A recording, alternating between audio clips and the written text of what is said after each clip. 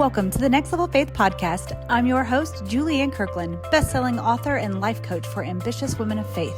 Join me each week to learn more about the strategies, tools, and mindset needed to arise from the overwhelm and create a joyful life you love. To learn how you can work with me further, grab your copy of my best-selling book, Arise and Shine, or check out how you can get your ticket to my next Awake conference or retreat. Head over to juliannekirkland.com. Also, be sure to hit that subscribe button so you never miss an episode, because the best version of you begins on your next level of faith. On today's episode, hear from one of my mentors and friends, Darryll Stinson. As a former Division I athlete, author, speaker, and suicide survivor, Darryll speaks to give hope to the hopeless. As a spiritually directed business coach, he helps heart-centered speakers grow profitable and innovating speaking careers. I am so excited to welcome my friend, Darryll Stinson. Hey, welcome back to the Next Level Faith podcast. I am so excited you're here today. Darryll, welcome! I am so excited you're here. My mentor, just an amazing man. I am so glad you're here. What's going on? Man, living my best life in a season of transition and up level, hiring right now. So just experiencing what it's like to expand and see a new version of myself. That's so cool. That's so cool. And I love it because you help other people do it as well. And God's still expanding you at the same time. And so often people think like, oh, I have to have arrived in order to be able to help other people. And that's just simply not true. Well, yeah. And I think that the element of it, you know, there's always like a seed of truth and stuff like that, right? And it's just wrapped in some other lies, right? It's really lies wrapped in some truth is really what it is, because you can't really see the lie a lot of times. Yeah. But what I will say is you can't lead people to a place where you haven't gone. Yeah. Right. And so for that, like, yeah, you can't just be out here like not actually being about the work that you say. But I think where people get mixed up is like, you know, because I feel that like, hey, man, I'm coaching speakers, helping people build their movements. Yet I struggle with insecurity. I struggle with fear. I often, very frequently, do not feel like speaking at all. Yeah. But yet, and so sometimes I'm like, okay, well, is that imposter syndrome? Right. Like, because I have the same struggle that my clients have. And I say, no, that's actually what qualifies me to lead them. It's because I'm very familiar with not just the external pressure, but the internal nuances that go into, you know, pursuing spiritually aligned speaking business.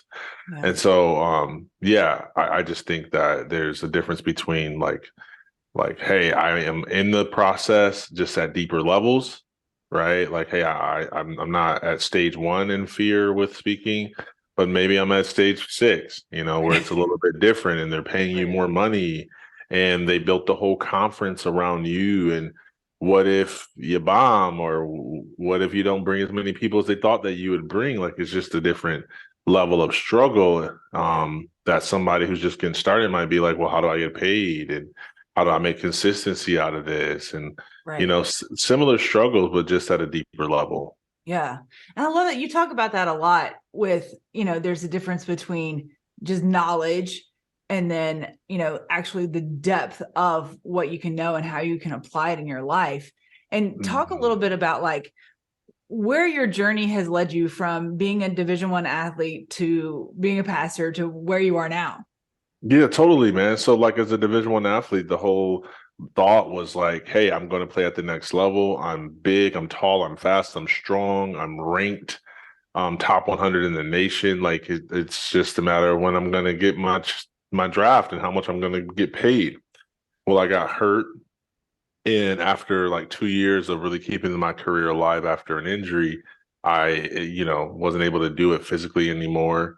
Was addicted to the opioids, and ultimately after just multiple low periods and seasons just ended up in a psychiatric unit from multiple suicide attempts. Mm-hmm. And I was there as an agnostic. I didn't believe in any organized religion, and I certainly didn't believe in Christianity because I had been hurt growing up in church before. And so when I was in the suicidal phase and state of mind and being in the psychiatric unit, basically two things happened to me. I had two people come and witness to me about Christ, and they said the same thing to me, even though they didn't talk to each other or never crossed paths. And I couldn't deny that that was God speaking to me. So I actually put my faith in him from those two things. And it changed everything. It gave me purpose. It helped me to start just ask the question of like, why am I here? Right? They say there's the two most important days in a person's life are the day that they were born and the day that they discovered why. Yeah. And so I asked myself that why question. And then the second thing that happened was that I did my first journal entry, saw my first counselor, did my first mindfulness exercise. And I started to see that I could, here's what it really was, is I felt for a moment in those practices of self-care, the same connectedness, the same excitement, the same exhilaration that I felt from sports. Wow. And so it taught me that I don't have to experience the same feelings by traveling the path I thought I had to travel to experience those feelings. Yeah. And so it gave me a little glimmer of, hey, well, maybe there's a way for me to feel just as good, if not better, than when I was an athlete in a new arena. And what would that look like? And so that kind of began this journey of searching that out, unlearning a lot of stuff that I learned about how, religion was meant to control people, even though a lot of that's true, but just unlearning the parts that weren't true. Right. And that steered me away. And, invested in myself over and over again, got on stages, tried and failed, and kind of got to where I am today. And I'm happy to unpack any part of that journey for you. Yeah. So one of my favorite stories you told me recently was like your aha moment when you were scrubbing toilets. Talk a little bit about that. My aha moment when I was scrubbing toilets. Give me a little bit more of a reminder. Do you remember? You were like, they were getting on a bus to go on a retreat or something like that. And and you talked about just how you were worthy then. Oh, yeah, this is good. This is good. This is really good.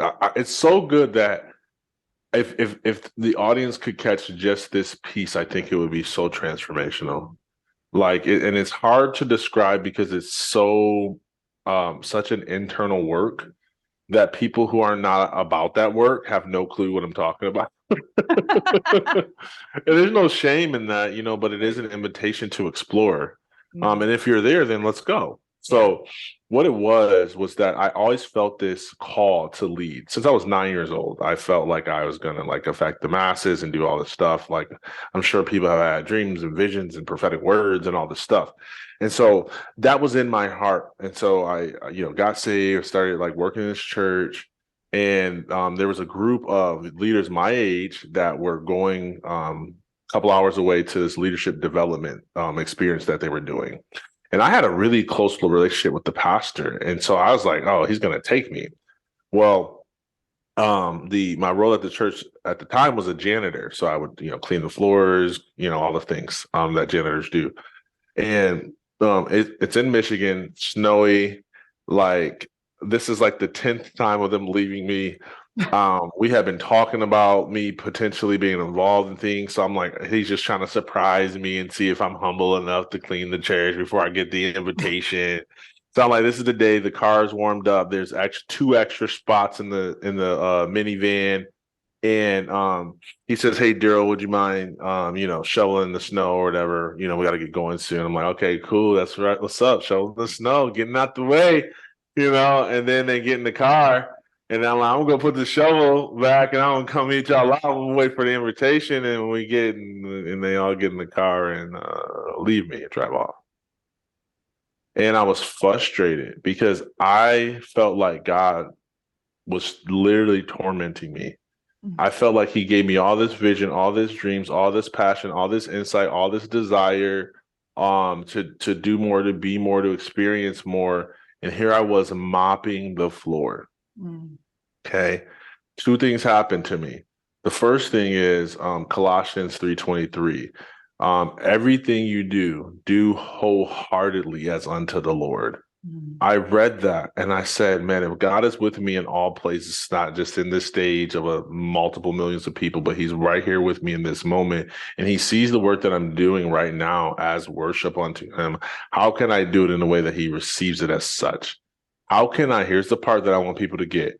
How can I open up my heart and expand my internal capacity to serve by cleaning these floors?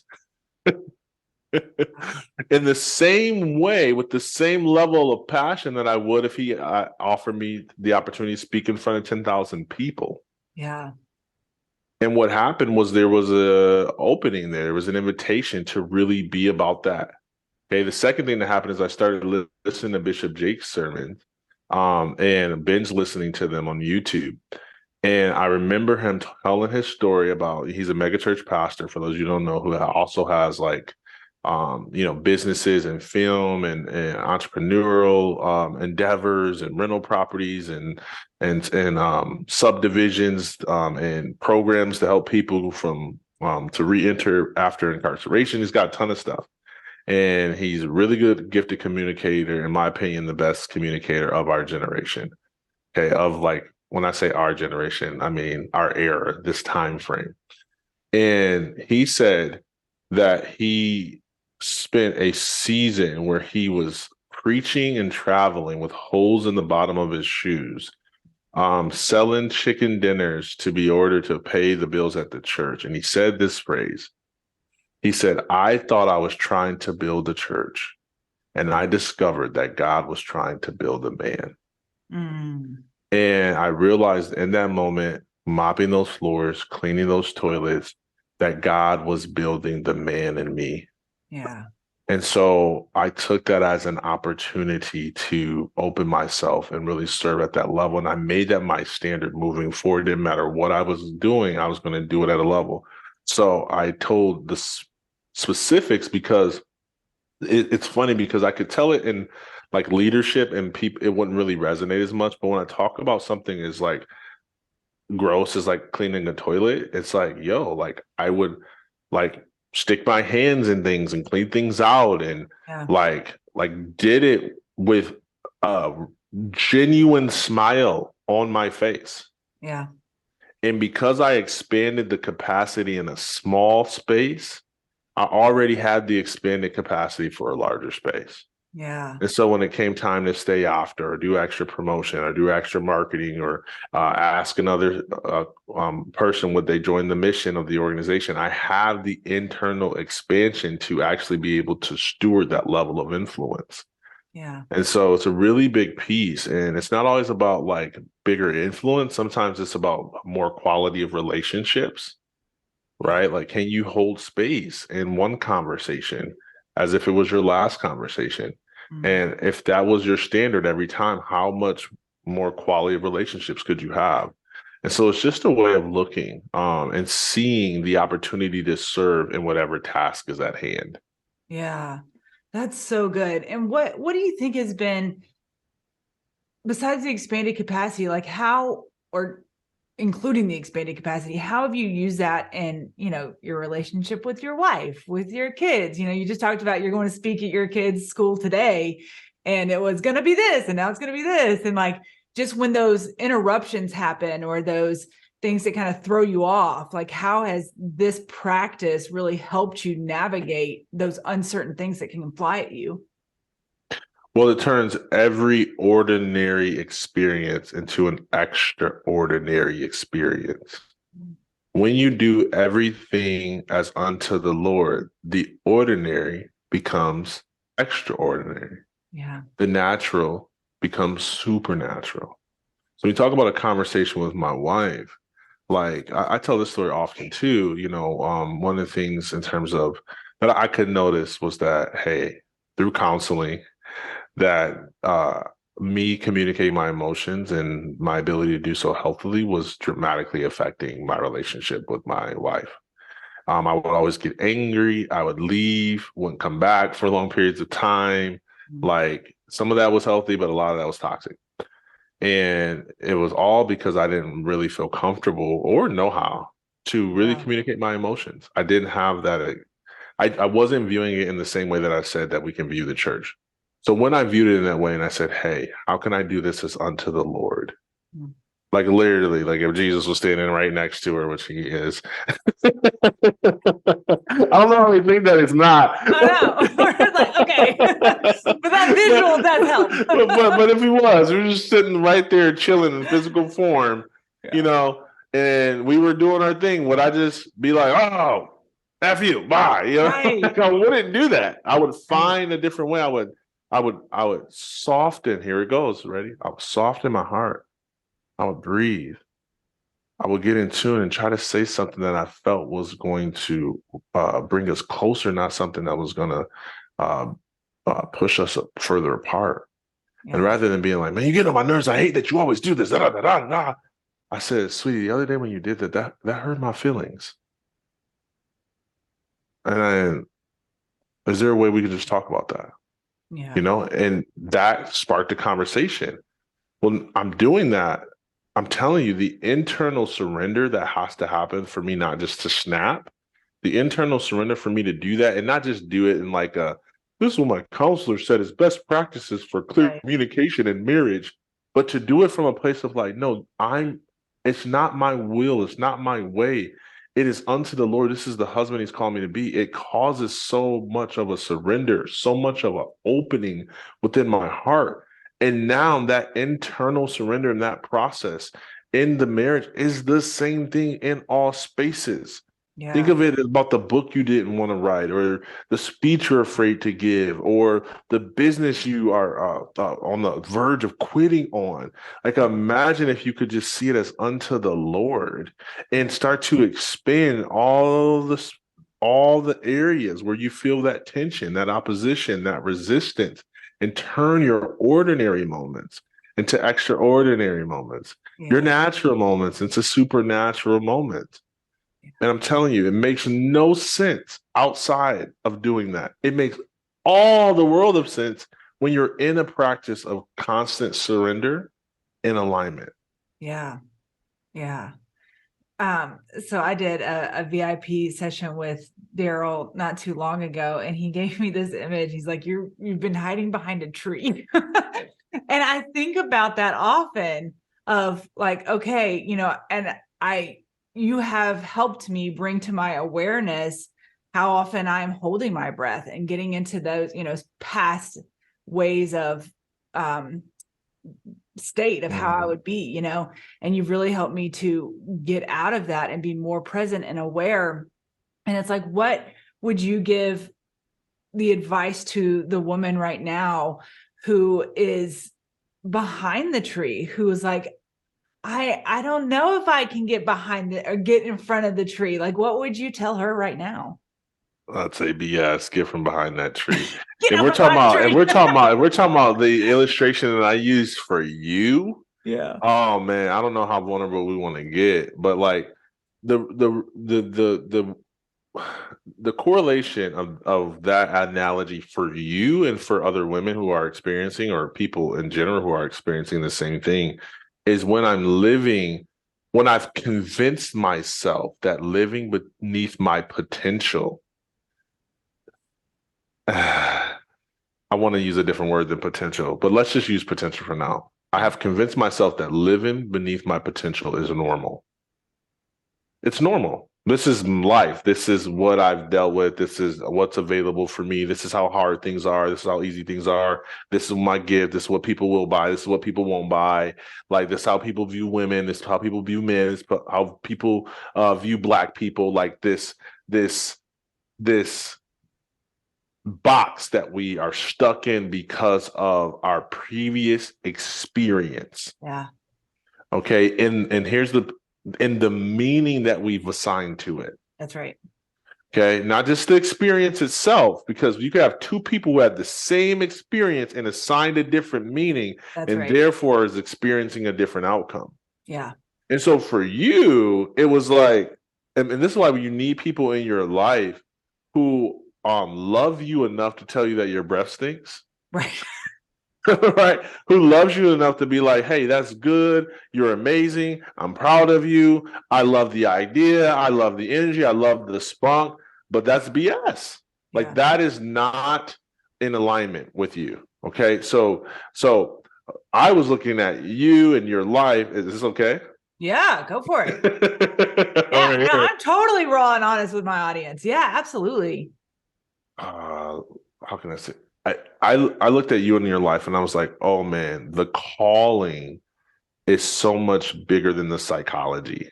The calling is so much bigger than the awareness consciously. Okay. And so the come out from behind the tree was me seeing that in you and knowing that when you're gifted, it's really easy to hide and settle for other people's exceptional, because other people's exceptional to the gifted is your normal. Wow. And so it takes a person who's gifted and knows gifted people to be like, hey, I know that you're crushing it. I know that you're amazing. I know you got best-selling books, but you're playing so small and you are living beneath your potential. And the reason why I didn't want to use potential is because potential is often viewed as something that we grow into, not always as something that's available now. Yeah. My perspective of potential is that it's actually available now. Yeah. Okay. It's actually available now and I can align to it and grow in it. And there's tons of examples. So what I would say to people that are like that is clearly come from behind the tree. I wouldn't do the traditional, you can make it, just hang in there, just one more day, because it is not what's actually the truth shall make you free. Yeah. Okay. And the truth is that this is a Christian podcast, ain't it? Yeah. Okay, cool. So Jesus came so that we may have life and have life more abundantly. Yeah. Okay. Couple that with there's so many things we could say here, but couple that with this is why he came, with the fact that you're fearfully and wonderfully made. Right. Okay, with the fact that his burden is supposed to be light. Okay. Put that all in a box and then assess your life through that lens. Yeah. Do I feel like I'm in the abundant life?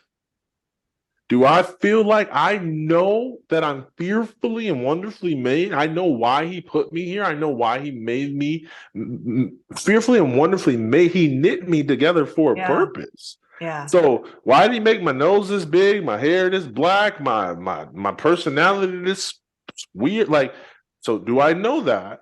Right. Am I living in abundance? And if the answer is no, something's a little bit off here. Yeah. And so the truth isn't that you just need to hang in there and try harder.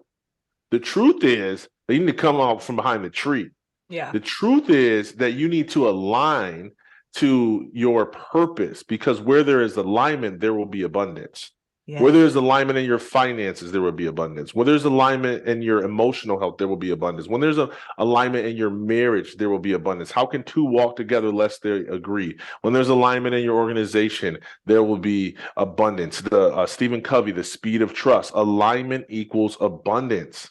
Yeah. So the question isn't like, woo, yes, Lord, thank you, Jesus. Oh, alignment, abundance. This is my year for greater abundance, alignment. The opportunity is, where in my life am I misaligned? Yeah. Yeah, see, we don't want none of that. Right. We don't want none of that. We don't want none of that. And that's why I won't do the like hang in there, home girl. I'm gonna be like, come out from behind that tree, because it is only by choice that you are there, not by circumstance. And I say that not to minimize the circumstance. I promise you, I know people who have had terrible circumstances. I'm empathetic towards that stuff that I can't even relate to because it's so horrific to have ever been through. But yet still, I'm not trying to minimize your circumstances. I am trying to maximize the power that you have over the circumstance. And if you start to realize the power you have over the circumstance, that's what puts you in alignment to be in the abundance that brings you above the circumstances that you're facing. So good. Sorry, a little preacher coming out. I don't get to talk on. I don't pass that in church anymore. So I don't get to preach often. So it's all in me. I'm like, ooh, I can quote scripture. Yes. Yeah. It's so good and it's so important. And it is a choice. And it was like you saying that to me, you've been one of the only people bold enough to say that to me, because and to a lot of people, I do play full out and I appear to be, living the best life, but you were able to see through the Holy Spirit lens of like, she's got more, and I love that. And I love that about you and your mission and what you're doing for this world and kingdom impact. It's so incredible. So thank you for all you do. Oh, you're welcome. You're welcome. Let's say real, where I'm from, they say real recognize real. So I only see in you that which I see in myself. So I appreciate you being a strong mirror and being open to, I tell this to the audiences I speak to, that the more open you are, the more opportunity we have for growth during our time together. Yeah. Because if there's closeness, then I have to do all this stuff as a communicator and a leader to kind of like, well, now I got to tell a story to help you believe and soften it up. And like, I'm here to be of service and I'm happy to do that. But then that gets them from, we'll call it from where they were at to maybe, they could get like 2% growth doing that, which is good. 2% growth is good. But what could happen if we could get to 20%? Yeah. If there was more openness, less defensiveness, yes, less ego, more openness, more acceptance, more flexibility, more consideration, more humility. And you had all those things. And so kudos to you for being open enough to receive something so transitional in your life. And I'm looking forward to continue to, see that path through for you. It's going to be a really amazing thing when you start to hold that same standard for more and more people. Yeah. Because the standard we hold for ourselves will often be the standard that we hold for our clients or for the people that we lead. Absolutely. Okay. Yeah. And one of the reasons why dysfunction exists in families and dysfunction exists in church is because of leaders who are unwilling to look at the truth of that statement. They're unwilling to really honestly assess where they're at, how they're affecting the team culture, and they're not willing to essentially practice what they preach. Yeah. And be open to the same advice that they would tell their subordinates. So I digress there, but the point is you had the openness, so kudos to you. Yeah. Thank you. Thank you, Darryll. You've been amazing. He's in the middle of moving and he's still made time to hop on this podcast today. So we so appreciate that. I do want to do a quick speed round. Are you ready? Yeah, I'm ready. No. Okay. It's just straight fire. You answer All right. as you can. Let's go. Ready? Should I stand up? I mean, if you I'm standing up. Standing up for the speed fire.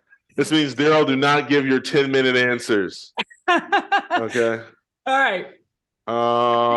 Here we go. Oh, it's on and popping.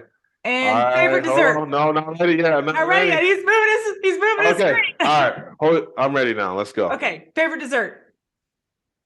Cookies and ice cream. Cookies and ice cream. Is it like cookies and cream, like Oreos and ice cream? No, like chocolate chip cookies freshly baked with oat milk vanilla ice cream.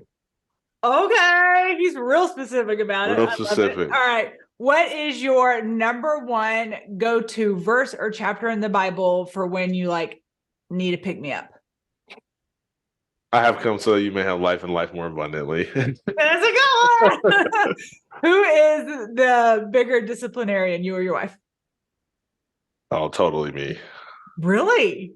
Oh yeah, for sure.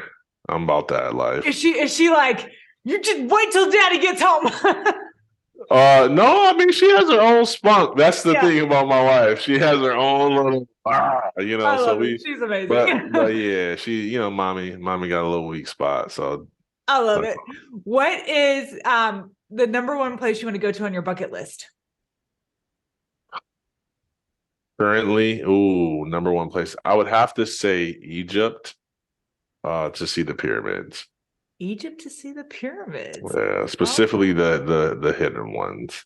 Oh, I love it. I love it. What has been your favorite vacation thus far? Hawaii. What? That was just recently by Hawaii, myself. Darryll, is pretty fantastic. I have. Yeah. Uh-huh. Awesome. What has been your favorite talk that you've given? Wow. I did this leadership talk for 2 hours straight with a group of senior captains in college sports teams. It's like 22 of them. When I talk about the openness that was there, we talked about leadership and how to release your authentic voice and your leadership style, how to build something that lasts beyond you. I'm telling you, man, I can still feel the emotional expansion that happened in that place right now. Wow. So that was probably my favorite engagement. It was only like 20 some people. Wow. That's awesome. Yeah. Okay. And then who has been the most influential person in your life? Man, that's so hard. I can't do that.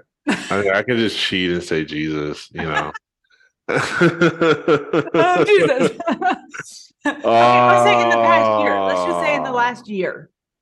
Okay, the last year. My coaches, Bucky and Leah, they've been super powerful for me, especially when it comes to more integrated spirituality, building a spiritually aligned business. They've been really helpful to help me navigate that.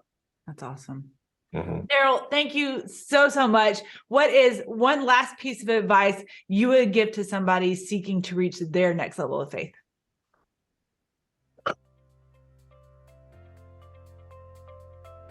Don't settle for less than you know that's in your heart to do. Yeah. It will cost you more pain than you can imagine. Yeah, it's so true. So Michael Beckwith says that pain pushes to the vision pulls. So I would say, instead of running from the pain that you don't want in your life, what if you could get so connected to the vision that God has for you that it pulls you into your destiny? Yeah, that's good. Mic drop right there. Awesome. Darryll, thank you so much for coming. We appreciate you. Remember, my friends, the best version of you begins on your next level of faith. Bye for now.